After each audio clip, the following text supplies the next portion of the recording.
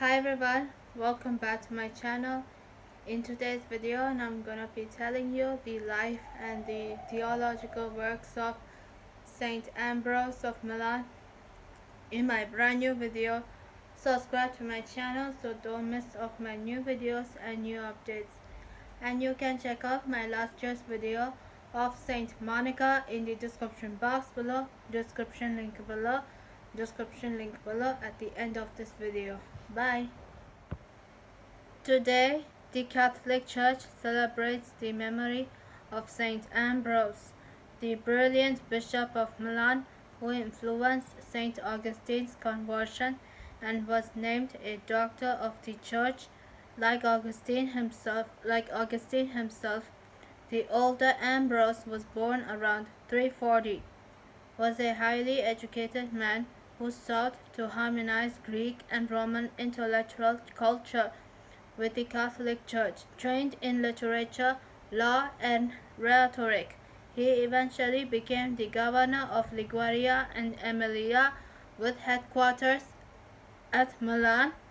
He manifested his intellectual gifts in defense of Christian doctrine even before his baptism. He is the patron saint of beekeeping, beekeepers, beggars, learners, Milan. While Ambrose was serving as governor, as bishop named Auxentius was leading the diocese. Although he was an excellent public speaker with a forceful personality, Auxentius also followed the heresy of Arius, which denied the divinity of Christ.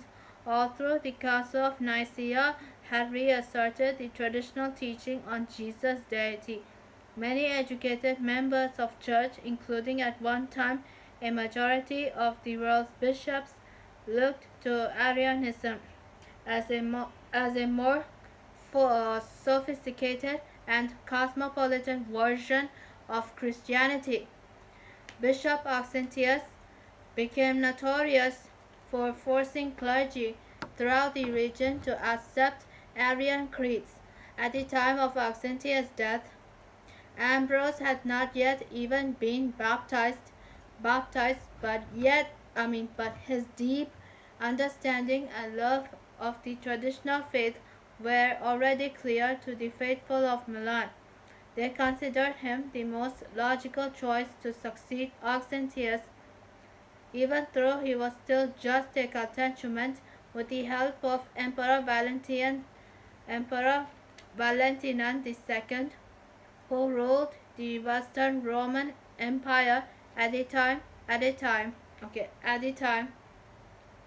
a mob of Milanese Catholics virtually forced Ambrose to become their bishop against his own will. 8 days later, after his baptism, Ambrose received episcopal consecration on December 7, 374.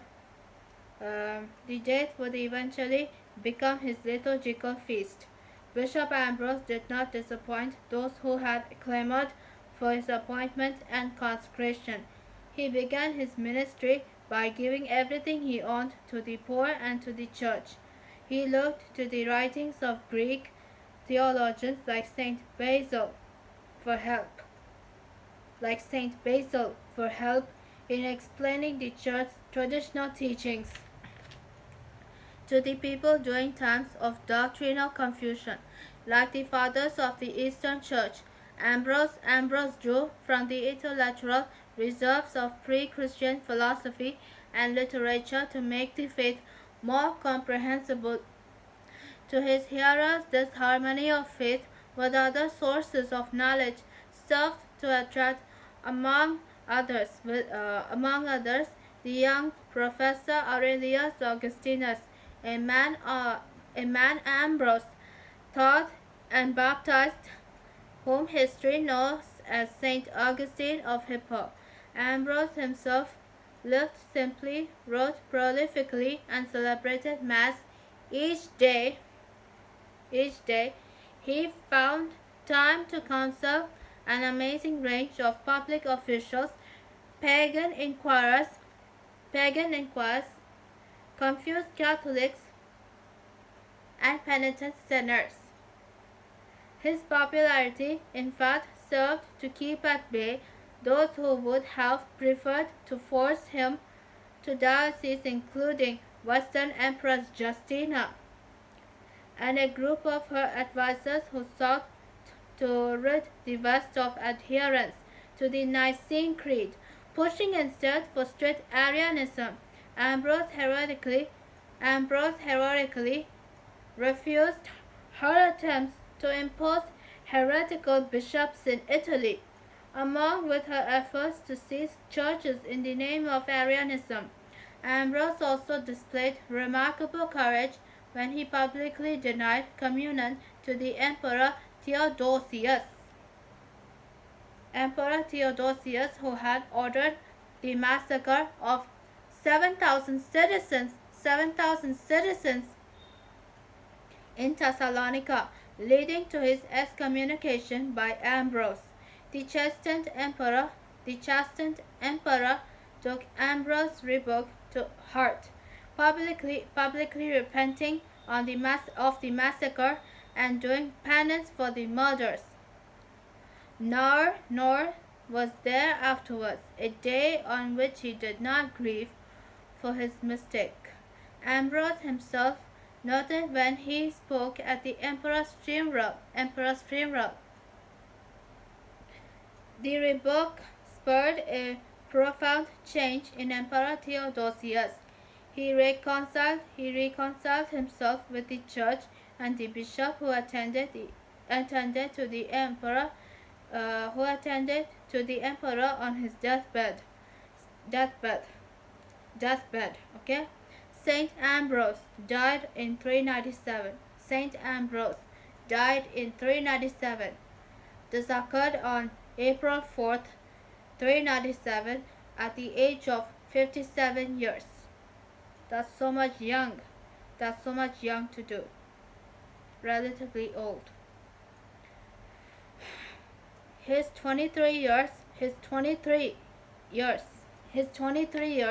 of diligent service had turned a deeply troubled diocese into an exemplary outpost for the faith. His writings remained an important point of reference for the Church well into the medieval era and beyond. Saint Ambrose had been named one of the Holy Fathers of the Church, whose teach all bishops should in everywhere follow. Or teach all bishops should in everywhere follow. I hope you everyone. I'll be see you in my brand new video. Bye.